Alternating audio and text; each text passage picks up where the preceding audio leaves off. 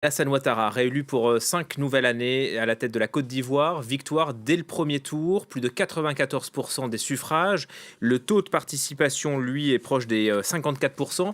Des chiffres dénoncés par une partie de l'opposition qui avait appelé au boycott du scrutin. Elle a annoncé la formation hier soir d'un gouvernement de transition qui serait présidé par Henri Konan Bédié, l'ancien chef de l'État. Et on apprend d'ailleurs que son domicile a été encerclé par les forces de l'ordre. Bonjour Myriam Ablal, on vous retrouve en direct d'Abidjan. Quelles sont vos informations ?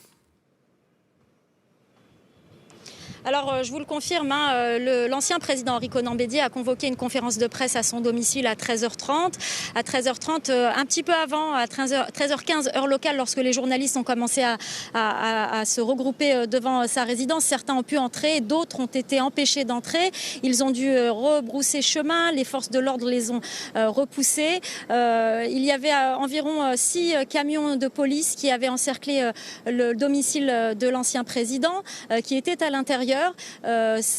Finalement, quelques instants plus tard, la conférence de presse a pu se tenir et l'opposition a dénoncé ce qui s'est passé hier. Je vous rappelle que l'opposition nous avait signalé que leur domicile, que les domiciles des 4 principaux opposants avaient été attaqués à coups de grenades assourdissantes et de gaz lacrymogène. Donc finalement, la conférence de presse a pu avoir lieu, mais ces événements évidemment créent un climat de tension ici. Un petit peu plus tôt, à la mi-journée, le ministre de la Justice avait lui aussi pris la parole. Il dénonçait, il revenait sur la déclaration de l'opposition de la veille qui avait annoncé la création d'un Conseil national de transition.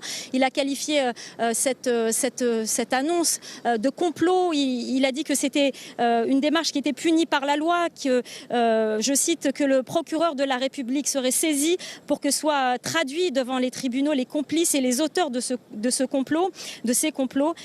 Donc c'est dire si ici la situation se tend un petit peu, même si ce matin, après l'annonce des résultats, tout était plutôt calme.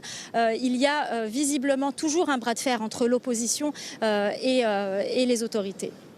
Merci pour ce compte rendu, Myriam Ablal, en direct d'Abidjan pour France 24.